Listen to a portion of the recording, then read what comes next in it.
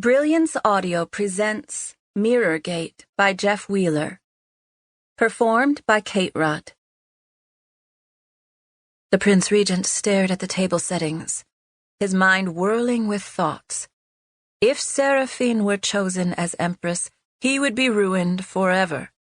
She would never forgive him for the way he had treated her since learning of his wife's adultery. But hadn't he hired tutors for her at great expense? And what had she done with his money but waste it daydreaming, climbing trees, and writing fanciful letters to a middling young officer? He was livid whenever he remembered those accursed letters. The young man had refused to surrender the notes Seraphin had written to him. After 4 years, that young man would nearly be finished with his schooling. Soon he would be assigned to a skyship in the fleet, and Seraphin, no doubt, would make him rise to the greatest heights. Well, if the Prince Regent had his way, he would have the lad court-martialed for some insignificant offense, or assigned to one of the most distant posts in the Empire. Yes, he would get his revenge. How dare the Privy Council accuse him of standing in the way of her education? How dare they insist that she be sent to Merwood Abbey, as if she were truly of the blood? "Did you even hear what I said?" the Prime Minister said in a chastising tone. The man's domineering attitude was becoming grating. He wouldn't confess that his mind had been wandering down dark paths. "What must be done, Prentice? She's a child still, even at 16. A willful, disobedient, haughty child. Cannot the Privy Council see that?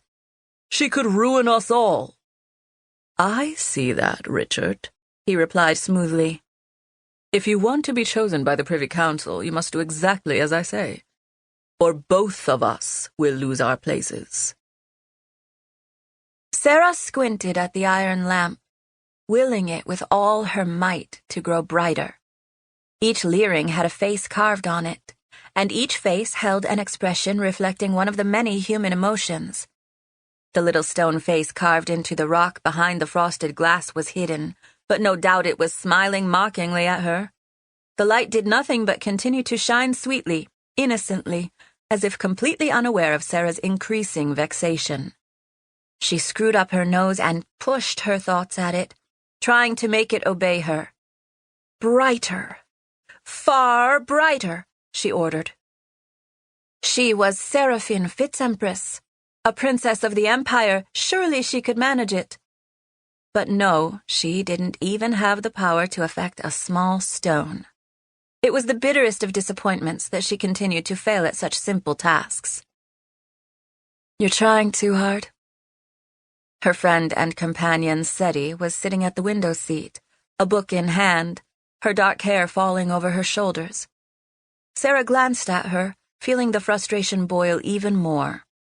Commanding the leering stones was effortless for Seti.